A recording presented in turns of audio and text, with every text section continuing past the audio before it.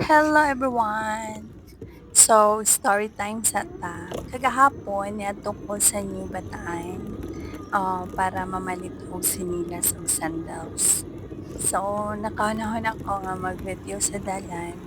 Sa mga to akong gitaod ako ang cellphone sa akong cellphone holder sa akong e-bike. I am driving 3 wheels e-bike. So, mo to siya nga ako siyang gitaod para maka-video ko. Sa diri nga part niabot nako sa ako ang parkingan na akong giparkingan naalang ko sa kilid sa karsada. Nagpadaplin ko then, mao na ni siya, nagparking na ko ani. So, nakita nimo ang shadow gamay, kuha na siya reflection sa cellphone, yun. Kay munaog nako, ninaog nako ani ako lang siyang gi kuan ang e-bike nga plastar tungod kay moadto nako sa atbang ani mao ang tindahan nga akong palitan og sandals.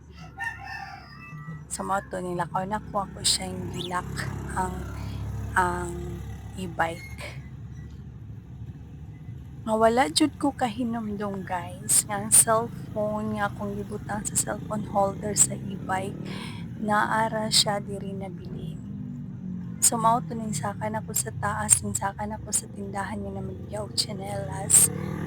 Then almost 1 hour ko naa dito sa taas, ang ako di ay cellphone naara siya diri sa e-bike, daplin pagyud sa karsada. Makita nimo ang mga video naay mga sakyanan nga gaagi, reflection sa kay nagatubang man gud ang e-bike, nagatubang siya dito sa ah, kilid sa karsada so mao na nga dili nimo makita ang karsada. Kay nagatubang siya dito sa naibalay, kay naman ko daplin sa kalsada. Reflection na lang sa mga nangagi sa sakyanan ang atong makita.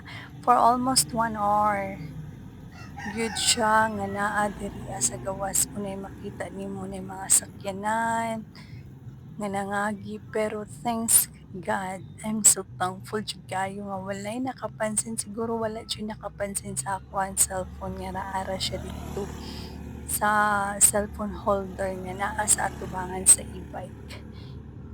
By the way guys, ang akong cellphone is iPhone XR, then dili pa gyud siya bunog kay giampingan gyud ako ni akong iPhone XR. Very nindot pa gyud kaayo siya. So mao to na mga nangagi, na mga nangagi nga tao nga nag-istorya. O mahibalaan nato nga nay niagi pero wala joy nakapansin sa iya. Thanks God jud kaayo. Kay ambot lang jud kung naa kay nakapansin. Ambot lang jud siguro kuhaon jud or nagdepende ra pud sa tao. Kay na may mga tao nga dili magka-interes or naapod bayay mga tao nga magka-interes. So, swerte ra gyud kaayo nga wala ra gyud siya napansin. So, kani nga time na ako sa taas pa ani namili og tsinelas, kampante pa ko diretso pili-pilig mga sandal, mga tsinelas. Di ay to ang akong cellphone, wala jud ko nakahinumdum o kani nga time unay niagi nga nagbaktas. Pero thanks God nga wala gyud nila napansin nga naay cellphone sa e-bike. Gipansin pa gani nila ako ang e-bike nga gamay daw nga sakyanan.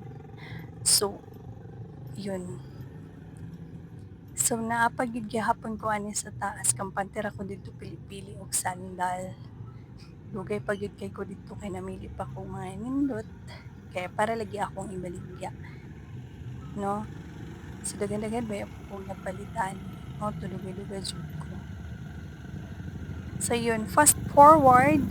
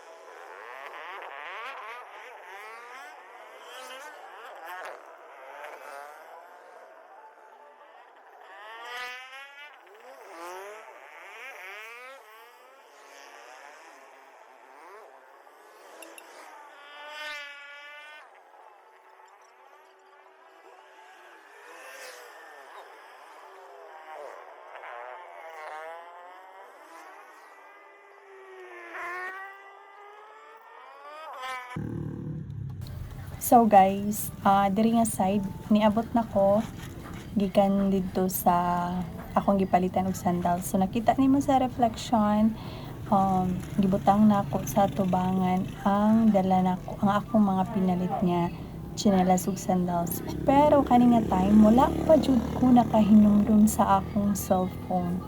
Kaya nga ako jud yun na akong cellphone naa ra gyud sa akong bag.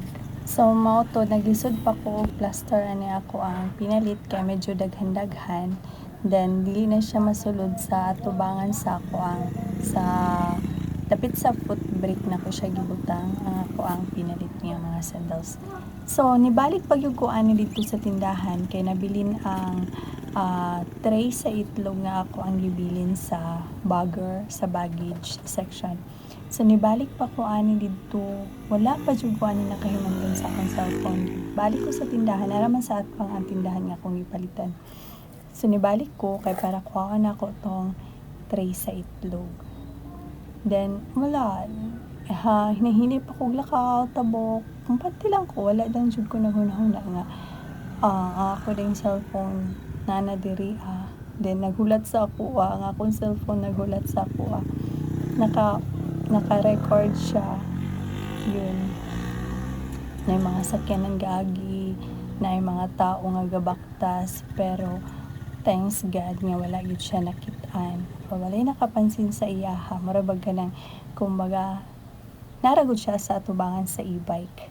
Nakabutang ang cellphone holder. So bantang yun unta kayo, pero thanks God, nga mura siya gitabunan sa anghel para dili siya makitaan sa mga tao nga nagaagi, para dili makawat ng taon ang ako ang cellphone nga iPhone X4 bisan og luma na ni nga unit sa iPhone, pero very pa jud sa ko atawid kay yun niabot na ko kay diri nga time niabot na ko gikan nagkuha sa ako ang sa baggage yun nga akong gibilin.